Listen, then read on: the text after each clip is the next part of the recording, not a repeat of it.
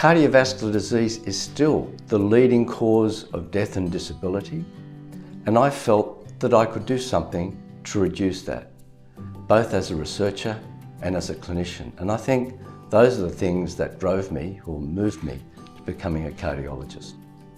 I'm Ben Freedman. I'm the leader of the Heart Rhythm and Stroke Prevention Group at the Heart Research Institute, the HRI in Sydney, and HRI's Director of External Affairs. I'm also Honorary Professor of Cardiology at the University of Sydney.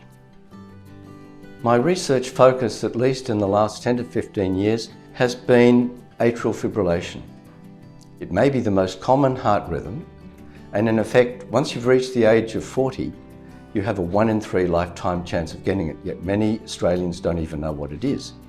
What we first did was to really test the first handheld ECG device and show that it could be used to screen for atrial fibrillation. We were the first to do that in Australia, first in the world, and is now the most widely sold device for this purpose in the world. 6 months ago, I had a stroke.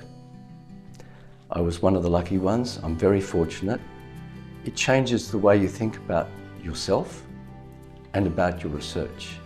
It's a bit ironic that most of my research work is to prevent stroke, and I got one.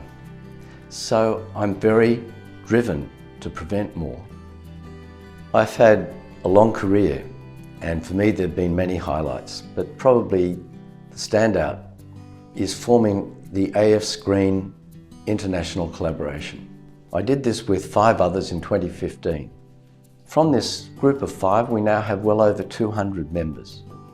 So this is the thing that I believe is going to be a big legacy, but even more so is the legacy of the people who've trained with me. People like Julie Redfern, Tom Briffa, Liz Newbeck, Jess Orchard, Nicole Lowrys, and Katrina Giskus. All of these people will be my legacy, and they are probably a greater achievement than all of the things that I've ever done. I'm very happy with the choices I made. People have said, oh, you're too broad, not enough focus, should do less clinical, less administration, less service, and then you might have made a greater impact. I say no.